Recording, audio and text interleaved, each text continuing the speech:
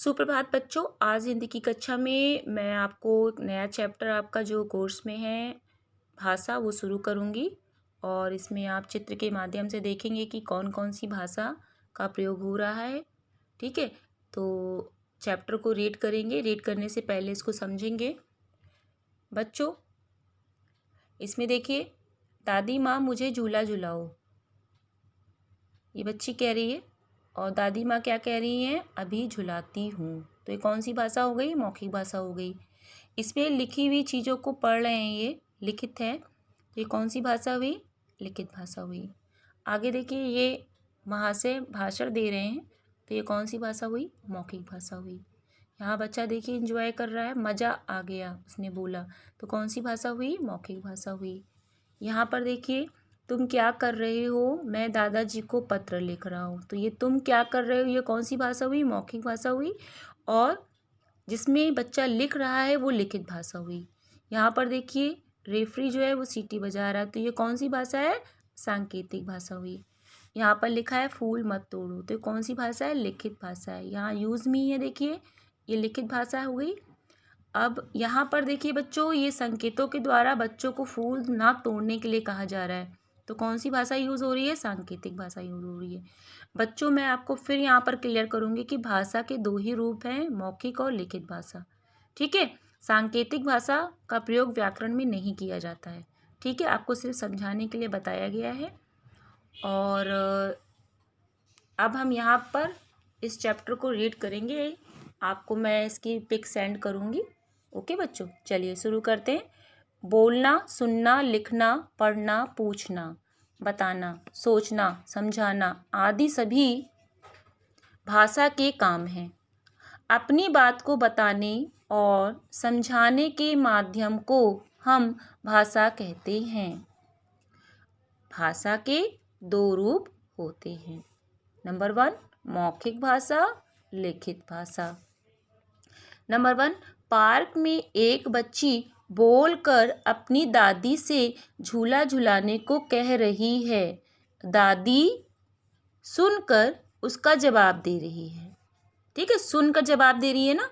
Park के एक कोने में एक व्यक्ति कुछ लोगों को बोलकर समझा रहा है। ठीक है, यहाँ पर बोलकर समझा रहा है, सुनकर और बोलकर ये दोनों शब्दों का यूज हो रहा है ना यहाँ पर। ठीक है, तो ये कौन सी भाषा हुई बच्चों, मौखिक भाषा हुई। ये भाषा का कौन सा रूप है, मौखिक भाषा का रूप है। आगे देखिए, इसमें बोलकर और सुनकर मन के भावों व विचारों को समझाया जाता है या समझा जाता है। ठीक है, क्लियर हुआ बच्चों।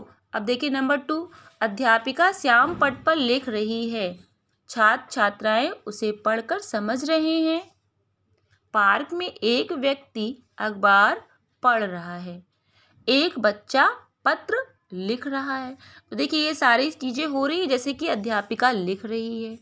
ठीक है, छात्र छात्राएं पढ़कर समझ रहे हैं, समझ रहे हैं ना, यहाँ पे समझ रहे हैं और यहाँ पे लिखने का काम हो रहा है, यहाँ पर पढ़ने का काम हो रहा है और यहाँ पर फिर लिखने का काम हो रहा है। तो कहने का मतलब ये जो सेंटेंस में जो बात कही जा रही है ये किस भाषा का रूप है, लिखित भाषा का रूप है। ठीक है बच्चों, अब इसमें क्या है, इसमें लिखकर और पढ़कर, मतलब लिखकर और पढ़कर मन के भावों व विचारों को समझा जाता है। तो कौन सी भाषा हो जाती है, लिखित भाषा हो जाती है, लिखित रूप हो जाती है। आगे देखेंगे, कभी कभी हम अपनी बात संकेतों व इशारों से भी कहते हैं। बच्चों हमने आपको बताया है इस पिक्चर में संकेतों के द्वारा यहाँ पर भाषा का प्रयोग हो रहा है। ठीक है, जैसे कि पार्क में माली बच्चों को फूल ना तोड़ने का इशारा कर रहा है। ठीक है, खेल शिक्षक सीटी बजाकर खिलाड़ियों को अपनी बात कह रहा है। इसी प्रकार चौराहों पर पुलिस वाला गाड़ियों को इशारे से रोकता और जाने देता है। आपने देखा होगा जब कभी आप जाते होंगे अपने पापा मम्मी के साथ में, आप कहीं मार्केट जाते होंगे या कहीं भी घूमने जाते होंगे तो आप देखते होंगे जो ट्रैफिक मैन होता है वो किस तरीके से रूल्स बताता है फॉलो करने के लिए। ठीक है, वो सांकेतिक भाषा का प्रयोग करता है। ओके बच्चों, ये चीज़ समझ में आ गई। ये सभी जितना भी मैंने आपको बताया यहाँ पर, ये सभी भाषा के सांकेतिक रूप हैं। कौन से रूप हैं, सांकेतिक रूप कहलाते हैं। तो यहाँ पर आपको बच्चों इतना क्लियर हो गया होगा। भाषा के सांकेतिक रूप को हम व्याकरण में नहीं पढ़ते हैं। ठीक है, यहाँ पर देखिए ये लाइन बताई गई है कि सांकेतिक रूप को आप काउंट नहीं करेंगे व्याकरण में। ठीक, इस प्रकार भाषा के 4 कौशल हैं। यहाँ कौशल अगर पूछा जाएगा कि भाषा के कितने कौशल हैं, तो आप 4 कौशल बताएंगे। ठीक है, लेकिन 4 कौशल को हमने देखिए इस तरह से डिवाइड कर रखा है। लिखित और मौखिक, ये 2 भाषा होती हैं जिसमें 2 रूप होते हैं। इन दोनों रूप के अंतर्गत ये 4 कौशल होती हैं। जैसे कि मौखिक के अंतर्गत बोलना और सुनना होता है, और लिखित के अंतर्गत लिखना और पढ़ना होता है। ठीक है बच्चों, ये चीज़ आपकी क्लियर हो गई होगी। और ये चैप्टर मैंने आज आपको रीड कराया है। अब इसमें जो भी चैप्टर से रिलेटेड एक्सरसाइज है, क्वेश्चन आंसर है, वो मैं आपको कॉपी का वर्क सेंड करूँगी। ठीक है, जो आपको कॉपी में करना है मैं उसको सेंड करूँगी।